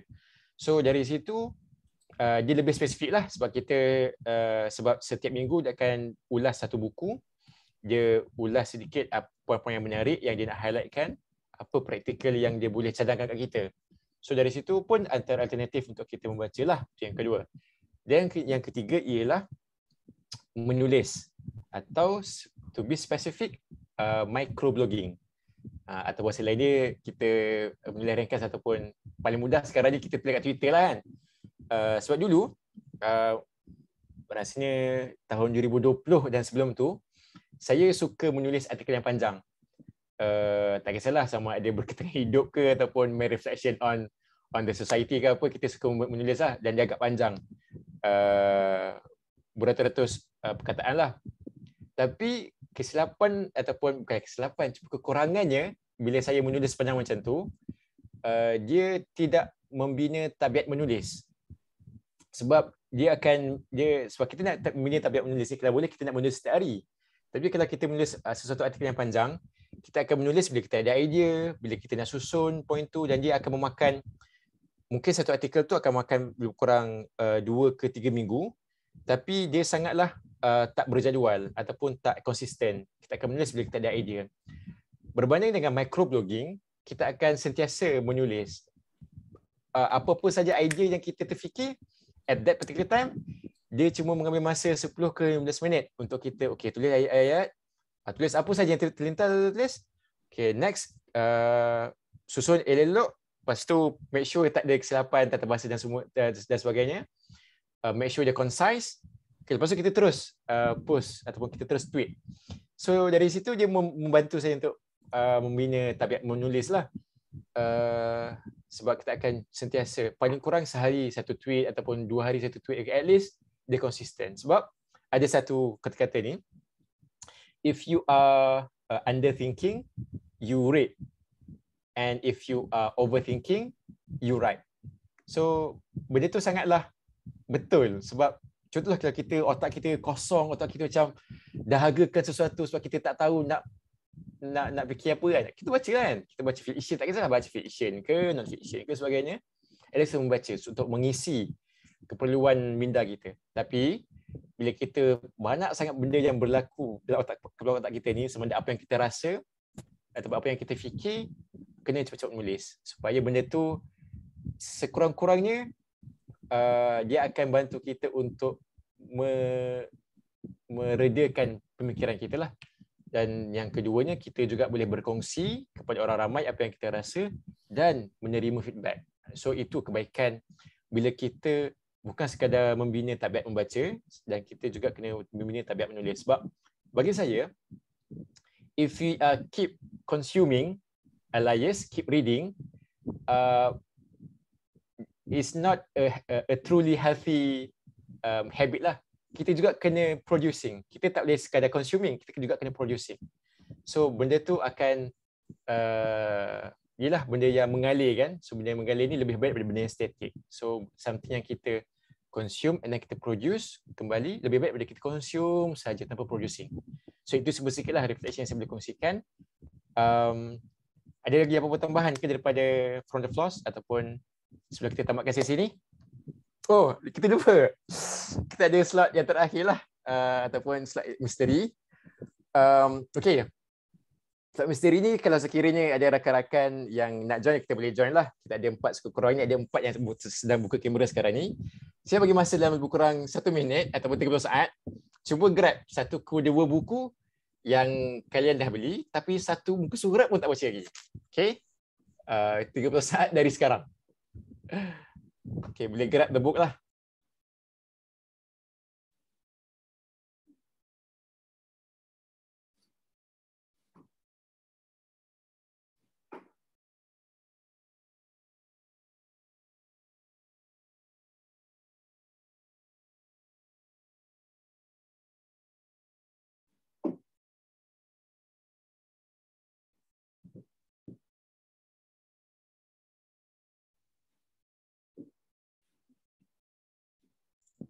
Okay, 30 saat dah tamat.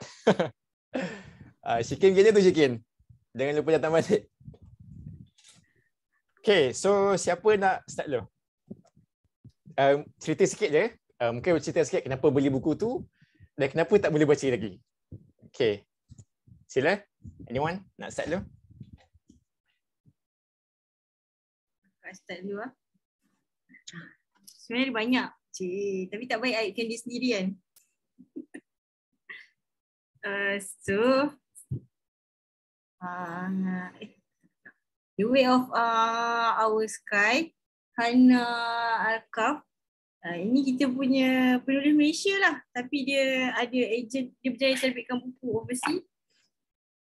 Cerita sebukulu. Alasan satu je. Ni baru beli tahun lepas. Sebelum 12 kot. Leaving Microsoft to Change the World. Jejak Tarbiyah punya buku translate.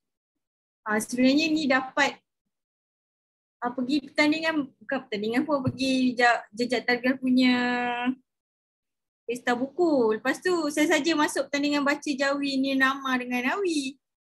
Lepas tu termenang pula. Termenang bersama tau. Lepas tu itulah.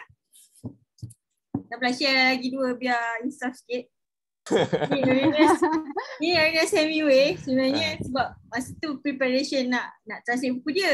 Jadi beli buku lain untuk faham dia punya gaya bahasa. So satu lagi ni Sambungan Bumi Manusia. Aku tak baca. Alasannya ialah banyak lagi buku tak baca. Dan tak ada mood. Itu kira alasan general lah untuk kesemua, terpakai untuk semua situasi lah. Yeah. Okay. Terima kasih Kak Ina. Seterusnya Ashkin. Okay. Buku ni Unbreakable. Aiman Azran punya buku. Unbreakable. Saya suka baca Aiman Azran punya buku. Follow the Flow pun anda baca. Semuanya buku ni anda baca selalu macam ulang-ulang page yang sama tau. Dia macam tak habis-habis baca. Tak boleh nak brain. Dia macam, tak lah, Anda rasa dia macam Kak Aina sebut tadi, dia macam buku self-help yang dia baca sampai habis, dia macam tak ada rasa. Dia macam, apa nama dia, macam kita tak apply lah benda tu. Dia tak boleh nak brain. So macam buku-buku macam ni, macam Kak Aina cakap tadi lah, dia kena macam baca satu chapter, and then kita brain ataupun apply. Lepas tu the next chapter. So buku ni tak pernah dapat habis lah. Baca sikit je, memang macam few pages je anda baca. Macam ya tak lebih, tak tepi. Okay, next. Idea anda baca ataupun macam tak banyak bacaan sangat lah. Semuanya macam anda wonder lah macam buku macam, tapi Kak Aina dah sebut lah tadi macam buku anda selalu wonder buku self-help ni kan kita baca sampai habis tapi dia macam habis macam tu je. Macam lepas tu nak buat apa dengan buku ni? Tapi Kak Aina tadi sebut macam menarik lah. Dia memang tak akan memang susah nak habis buku-buku macam ni. So okey lah, maksudnya betul lah apa yang kita buat tu. Memang buku-buku macam ni susah nak baca sampai habis and then buat. Tak jadi lah. Buku tu lah. Tapi bila tak nak habis tak tahu lah. Okay, terima kasih Syikin. Seterusnya Kak Syafiqah. Okay, Syikin cerita pasal buku self-help kan. Rasanya last baca buku self-help saya pun rasa lepas habis UCP kot. Sebab sama lah, ada macam rasa macam tak helpful pun. Jadi macam tak beli lah. Tak beli dah. Tapi mungkin ada orang different preferences lah. Tapi saya tak baca. Saya ni spesies yang suka beli buku tapi astagfirullahalazim habiskan buku tu. Astagfirullahalazim. Macam perang. Buku-buku yang beli tahun lepas tu kebanyakannya sebab sale kat Popular yang beli 5. Boleh 5 free satu semua kan. RM10 satu, RM20 satu kan. So tahun lepas agak banyak beli buku lah. Dan yang habis semuanya buku-buku yang ada illustration. Maknanya macam buku-buku maksum. Buku-buku. Buku yang senang untuk dibaca lah. Macam ni. Okay. Buku-buku yang macam tengok ni. Saja nak mengibar Wow. Bestnya. Dia macam alien. Okey lah, nanti kalau ada library sendiri nanti orang baca, budak-budak baca, orang tua baca ke macam boleh lah datang. Tapi beli juga buku-buku lain. Macam ni try macam corner lah nak tahu where the universe come from kan, macam nak tahu tapi tak terbaca. Memang tak. Gabriel Garcia Marquez sebab pernah tengok 1000 Years of Solitude yang panjang, yang tebal punya. Dia basically dia fiction sejarah lah dan sangat tu tapi tak baca. Adventures of Huckleberry Finn sebab macam dengar macam buku ni macam literature English kan. Pun sama tak baca. tak buka pun. The Best Place of Earth. Yang ni sempatlah baca 2 muka surat. Lepas tu macam dia perlukan semangat yang tinggi lah untuk baca. Lepas tu Allah, banyak lagi gitu. baca semuanya 2 bab, 3 bab. Dah tutup Ghost Watchmen sebab Kak Ina pernah recommend dulu tapi tak baca juga. Separuh baru baca 1-2 bab je. What I Saw in Malaya pun baru baca separuh. Ni cerita pasal orang Perancis datang ke Kelantan tahun 1937 dan describe kehidupan masyarakat Melayu dekat Kelantan pada masa tu. So macam menarik lah, ada gambar-gambar kan. Tapi tak baca. Ni tengok dia tahun 37 naik rakit dekat Sungai Kelantan. Tapi tak baca habis. Pun tak. Ni lagi lah Sulalatul Salatin versi bahasa Inggeris. Ada. Ni baca 2 bab pasal baca macam ya Allah, cringe ya Allah. Ya Allah, raja bayangan Tuhan ya insya-Allah. Dia macam sebab kita sekarang macam tengah mood yang kutub monarki kan. So macam bila baca balik yang keturunan Raja Sultan ni keturunan daripada Alexander Zulkarnain, lepas tu macam bayangan Tuhan ada silsilah Nabi semua, dia macam kena bertenang dulu. Jangan fikir tu pada sama baca balik lah. Kan tidak dia rasa macam nak marah dia rasa. Lepas tu buku ni buku pasal Revolusi Korea kot tahun 74. Tapi pun sama juga baca sampai sampai ni je lah. Ni lah dalam kertas ni sebab baca sampai tahap tu je lah. Lepas tu tak terbaca sebab tebal sangat. Macam nak pergi mana-mana pun payah kan nak dalam bas tu. Pegang kan macam malu lah. Boleh je tapi macam segan lah. So tak baca. Itulah buku-buku yang tak dibaca. So macam bila Syauqi cakap macam tu rasa macam kena attack lah. Macam Astaghfirullahalazim. Memang kena attack. Saya setuju dengan Kak Syafiqah. Dia rak buku, kalau pergi kedai buku, kalau rak buku yang harga RM10, RM10 itu antara rak buku yang paling menggugah iman lah. Dari situlah banyak buku beli dan tak baca-baca. Sebab harga murah kita beli dulu. Next Kak Kukin.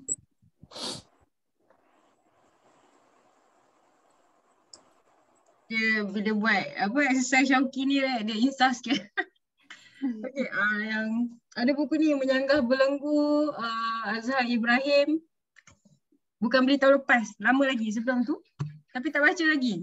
Tema dia pasal pendidikan, tapi nantilah dah baca nanti kita share lah. Sebab tak baca tak sampai seru lagi lah. Yang kedua Barack Obama di The City of Hope. Dah ada. Ada. Yang ni buku terpakai. Cuma bagi saya buku yang Michelle Obama Becoming tu lebih readable. Dia cepat lah. Kalau Michelle Obama tu kita cepat mula dan cepat habiskan. Tapi yang ni The City of Hope sebelum dia jadi presiden kan? Yes. Masa dia tengah kena Michelle. Okay. Mungkin dia senator kot time tu. Masa tu lah dia tulis dia fly ke Bali kot, dia balik kampung nenek dia. Michelle cerita tu kan? Dia duduk dalam pondok tu kan. Dia nak habiskan tulis buku ni kan. So nanti harapnya kita baca lah nanti.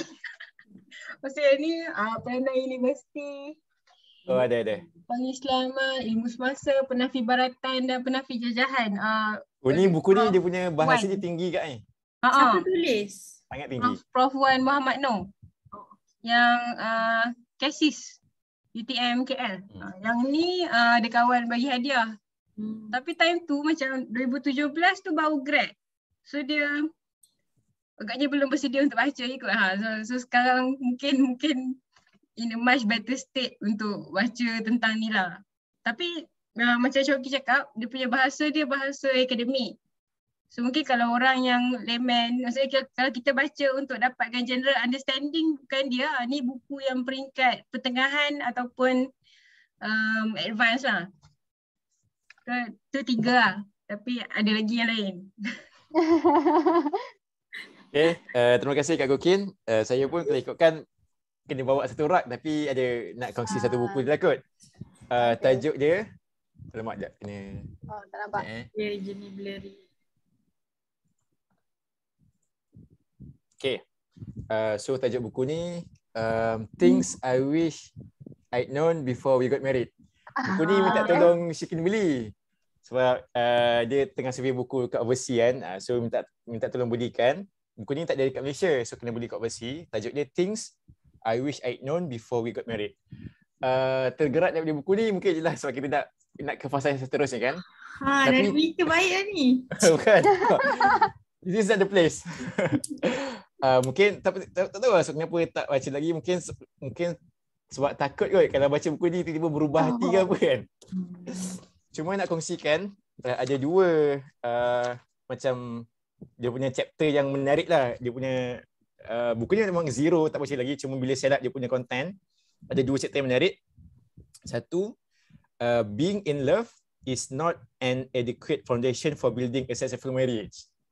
Maksudnya cinta saja tak cukup lah kalau kita nak bina perkahwinan yang berjaya kan. Pertama, yang kedua, that I was marrying into a family. Maksudnya bila kita berkahwin dengan seorang wanita ataupun seorang lelaki, kita bukan sekadar dengan individu tapi berkahwin dengan satu family. So tajuk dia menarik dan dia agak clickbait lah. Wish ni ialah benda kita kena tahu sebelum kita kahwin kan. So macam takut-takut kalau benda tu kita tak tahu, kita akan menyesal. Macam tu lah lebih kurang. Sebab tu macam tertarik daripada buku ni lah. Dan tak terbaca lagi. Okay. So I think it's an enjoyable session malam ni. Terima kasih kepada rakan-rakan semua. Sama ada yang berkongsi ke ataupun yang sekadar share reflection ke. Oh, nak gambar? Boleh? Bersama buku yang buku yang tak baca. Saya siap pirate je. Okay. Kita nak bergambar dengan buku ke apa?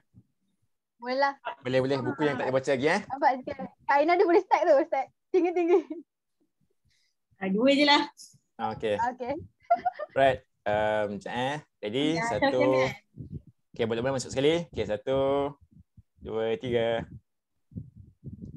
Alright. Nak check.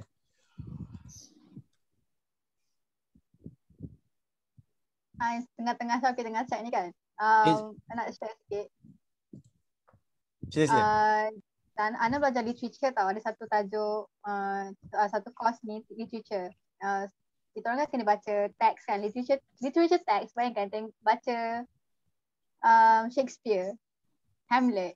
Kita orang kena tengok dia punya apa nama dia, teater dia, kena tengok movie dia, and then macam baca dia, and then ada Old English, New English, and also macam banyak lagi lah ada juga. Tu macam one of the main literature text yang kita baca. But then satu cara yang kita orang belajar untuk baca buku-buku macam literature ni yang berat and then kita nak kena faham maksud dia, maybe tak applicable untuk yang bacaan secara santai. But then macam kalau untuk understanding a very heavy text, kita orang dia buat satu activity nama dia meaning making sheet. Meaning making ni dia consist of macam sambil kita baca tu, kita akan stop at one point macam tu lah, satu page ke satu, mungkin bukan satu bab macam panjang sangat kan, macam mungkin half a chapter ke, kita akan stop and then kita akan write anything that comes to mind. Macam any question do you have, kita akan macam ada boxes yang kita akan tulis macam what questions do you have, ataupun what thoughts that you can relate to, ataupun macam any personal connection that you can make. So while kita baca sikit-sikit tu, kita boleh jot down apa yang question yang kita ada. Walaupun nanti question tu akan dijawab yelah dekat chapter-chapter seterusnya kan. But then at that moment yang kita dah baca tu, kita ada question yang kita boleh tulis lah. So nanti by the time kita habis baca, mungkin terjawab soalan tu, mungkin tak terjawab. And then dia macam tak habis dekat situ lah. Kita akan ada, kita orang buat literature circle nama dia. Literature circle ni kita orang classmate, ada dalam 5 orang satu group, akan share masing-masing punya pandangan. Macam kita buat apa kita buat sekarang lah, kita share apa yang kita baca. Yang tu dia satu teks je lah, kita share pandangan kepada satu teks yang sama. But then basically apa yang kita buat ialah macam kita buat sekarang, sharing pandangan. Mungkin lain orang lain dia punya question yang dia ada, lain orang lain pandangan yang dia ada. So macam tu lah. Jadi kita orang belajar macam tu. So dia buat kita baca literature tu tak rasa berat. Sebab kita dah break up dia kecil-kecil macam tu lah. Okay, Just thank you sharing Shikin. yang ada belajar. One more. Tadi ada mirror effect. Alright, one more. Boleh. Okay, satu. Abang Luqman masuk ke? Sekali lagi. Alright, satu, dua, tiga. Okay, selamat. Selesai. Okay.